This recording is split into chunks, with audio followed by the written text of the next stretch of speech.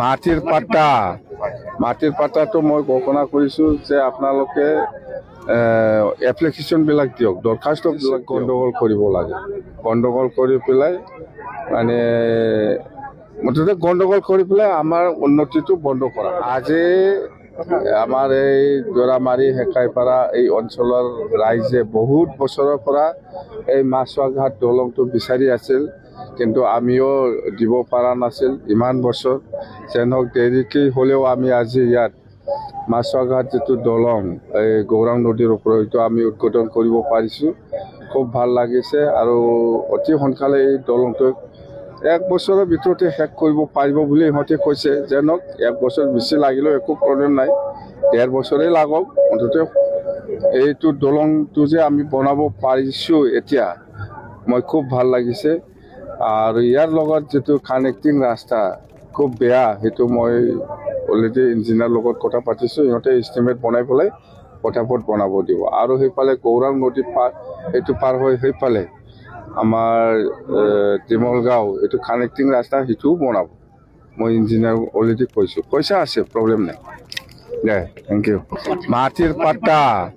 মাটিৰ পাট্টাটো মই ঘোষণা কৰিছোঁ যে আপোনালোকে এপ্লিকেশ্যনবিলাক দিয়ক, দৰখাস্তবিলাক দিয়ক।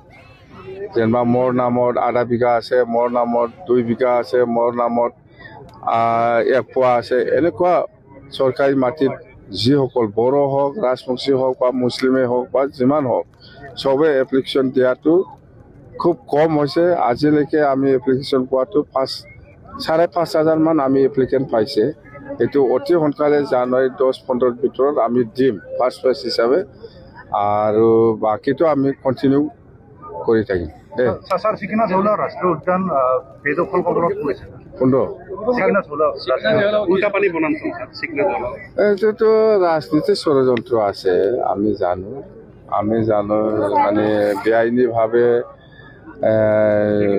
বেলেগৰ পৰা মানুহ আনি বা ক'ৰ পৰা মানুহ আনি আছে। অন্ততে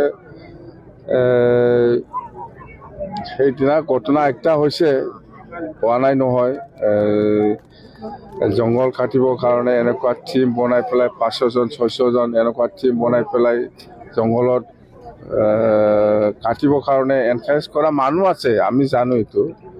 মুঠতে ইয়াত ৰাজনীতি ষড়যন্ত্ৰ আছে। ইয়াৰ মতলবটো হ'ল PTCত গণ্ডগোল কৰিব লাগে। গণ্ডগোল কৰি পেলাই মানে মুঠতে গণ্ডগোল কৰি পেলাই আমাৰ উন্নতিটো বন্ধ কৰা, বাছ কথা এইটো।